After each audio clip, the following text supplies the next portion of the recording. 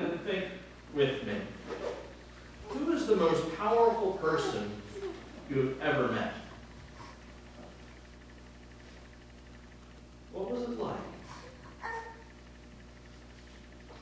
Through my work with Amistad over the years, I've had the chance to rub shoulders with some fairly important people in the world. A couple heads of state, the Minister of Culture of Cape Verde, as well as the President, the number 3 man in Cuba, right after the Castros. But you know, when I think back to the important and powerful people that I've met over the years, I think the most powerful was Mr. Sizer. You don't know who that is? Mr. Sizer was a physically imposing man. He towered over me by 2.5 feet, easily. What's more, Mr. Sizer controlled my destiny. Mr. Sizer, you see, was the principal of my school when I was in kindergarten. I remember going to his office once, not because I had done anything, mind you, but because the teacher asked me to carry a note. And so I left my kindergarten classroom and made my way down past the first graders, and then I had to turn the hall past the second and third graders, and then had to go into the big office. And the secretary was there behind the counter, and I told her that I was there to see Mr. Sizer. And she told me to have a seat and wait. And I sat there in the halls of absolute power, realizing that while I had come to just carry a message, it might instead mean that I was about to die. Looking back, I'm sure that Mr. Sizer was not nearly as powerful as I imagined. In fact, I'm fairly certain that he wasn't a demigod. But then, I wasn't so sure. And I remember how glad I was being sent back to my kindergarten class without being suspended, executed, or worse. Now, today's reading from the Gospel and the reading from the Hebrew Scriptures as well really talk about power. Talk about how we view power, how we use power. And on the one hand, we have the disciples, James and John, who are, well, they're kind of in it for themselves. And then on the other hand, we have this reading from Isaiah where the prophet speaks of this suffering servant for whom everything goes poorly. The one who has borne our iniquities, who has carried our illnesses, the one who is acquainted with grief. But before we go down that route, let's stop for just a moment and go back to James and John. You remember the argument that they were having with all of the other disciples in the gospel reading just a couple weeks ago when they were arguing about who was the greatest and how Jesus brought a child into their midst. They didn't learn. Here we are, just a little bit later, they're wandering down the road again, and these two guys, they're doing it again. They are seeking power. They are seeking to be placed at Jesus' right hand when he comes into his authority. And while you might think that the other disciples on that day would just shake their heads and think, oh, these guys don't get it, no, they got caught up in it too.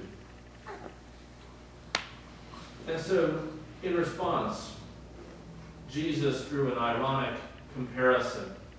When he talked about the rulers of the Gentiles, those who had lorded over them.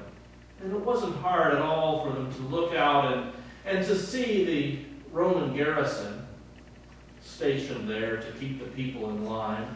It wasn't too difficult of them to think of Pontius Pilate and the government buildings there that took so much building and so much upkeep and made the Roman Empire look like it was the be-all and end-all.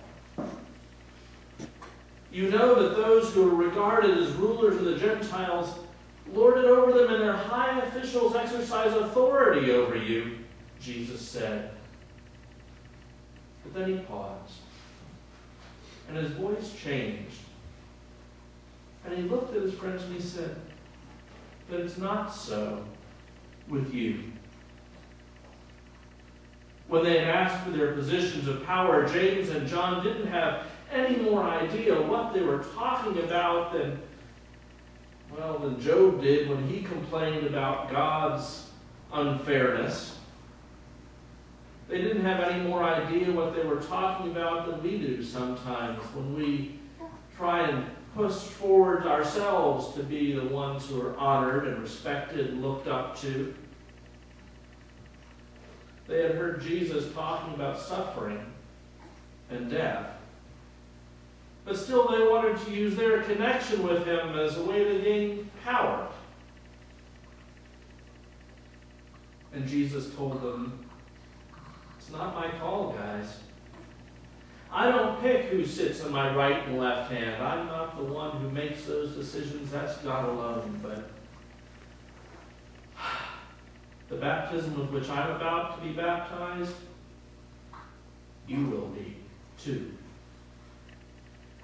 And just in case you've forgotten from the reading, that's not exactly a happy announcement.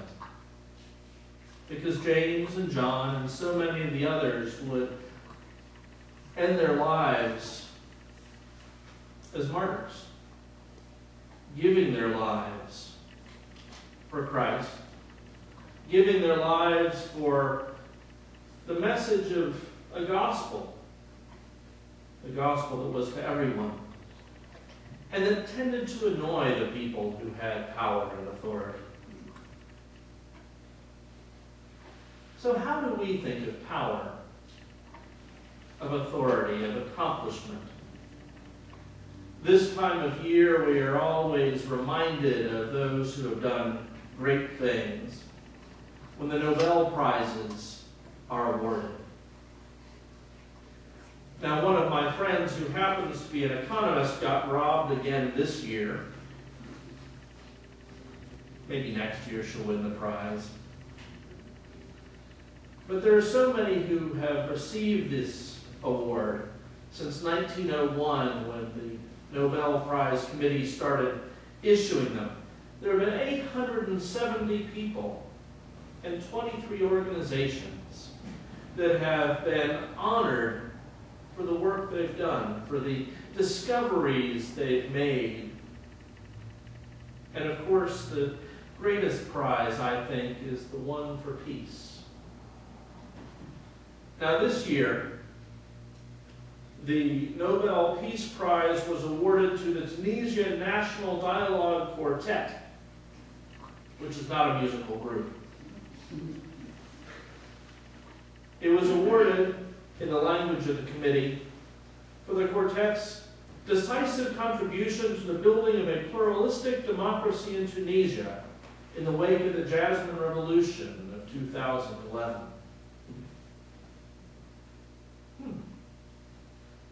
This quartet, which isn't even 4 people, is made up of 4 organizations: the Union Federations, the Employers Institute, the Tunisian Human Rights League, and the Order of Lawyers in Tunisia.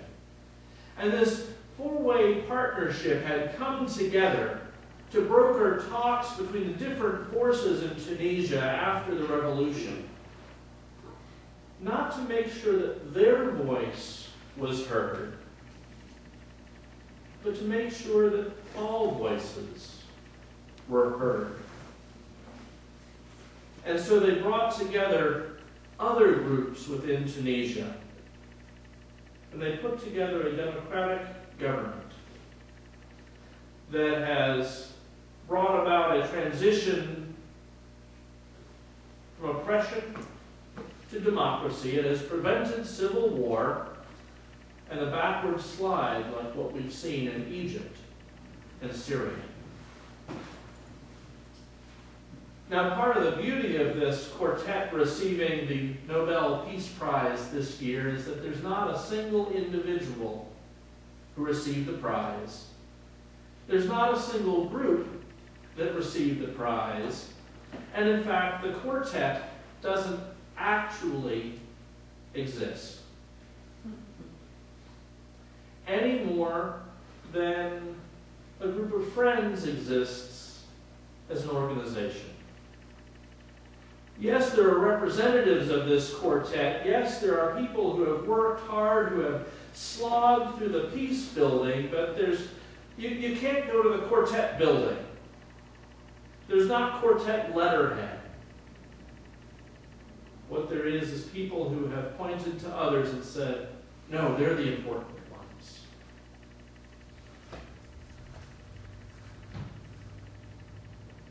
Imagine if we all did that. If we as churches could point to our sisters and brothers who are working hard and saying, no, they're the important ones. They're the ones who are doing your work. We're just helping. Imagine if we could point to other organizations in our community and say, oh, no. We're not important. They're the ones doing the work. We're just in a support role. We're trying to make everybody come to the table and make sure that everybody's voice is heard. All too often, churches exist for themselves. We open our doors and we tell people, please come be part of us. But if we only invite people to be part of us, if we only exist for ourselves as a congregation, if we only look out for our own United Church of Christ, if we only concern ourselves with what's going on right here in our town, well, we're not going to be like those folks who just earned the Nobel Peace Prize. And we're going to be a lot more like the disciples of Jesus, and that's not necessarily a good thing in this particular case. For God has called us into a servant leadership. In the reading we had earlier from Isaiah, we hear of the suffering servant. Words that we often hear sung around Advent and Christmas time as part of Handel's Messiah, words that point Christians in the direction of Jesus. Those scholars are quick to remind us that when Isaiah was writing, Jesus was not the subject of all of these sentences. In fact, it was probably the people Israel who were being personified as the suffering servant of God, whose suffering would bring salvation to the world. Servant leadership isn't about who's biggest and best. It's about who's willing to do the hard work, who's willing to put up with some of the worst problems, who is willing to slog through the biggest challenges. One of my great heroes in faith is Dietrich Bonhoeffer. And Bonhoeffer was a German pastor back before the Second World War. And at a time when the Third Reich was demanding that German pastors take personal loyalty oaths to Hitler, Bonhoeffer got on a boat. And he came to New York, and he started teaching at Union Seminary.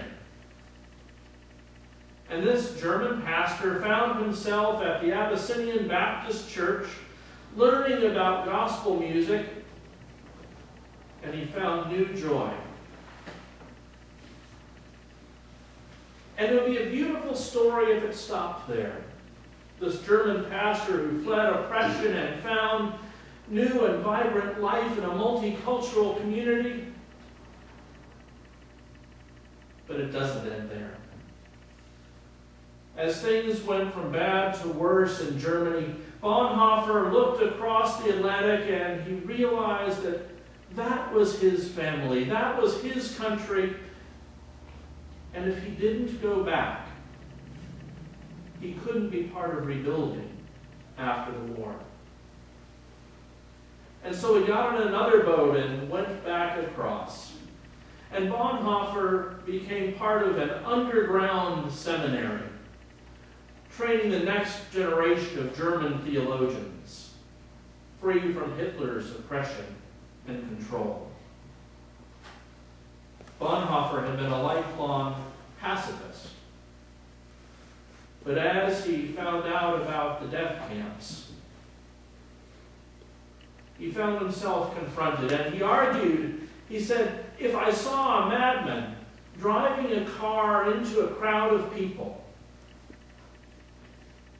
it would be my responsibility to wrest the wheel from his hands.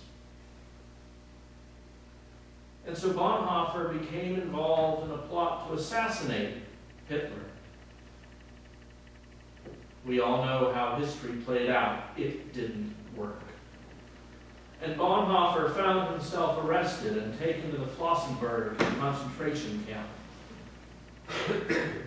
And in that camp, he wrote a book called Life Together, talking about the life of that underground seminary, where people's commitment to the gospel and to one another was greater than a fear of oppression. He wrote about life together in the camp, where people needed to support each other, to give of themselves, to help others. And then he wrote another book, there in Flossenburg, The Cost of Discipleship.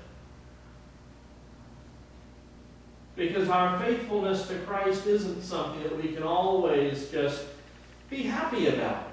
It's not something that always just fills us with bubbly joy. It's not a faith that is confined to those warm and fuzzy moments. It's a faith that goes with us into the trenches. To those times when we, like that suffering servant, find ourselves living as the one who does God's hard work in the world. And so Bonhoeffer wrote the book, The Cost of Discipleship. And then days before the Allies arrived at Flossenburg, he was hanged.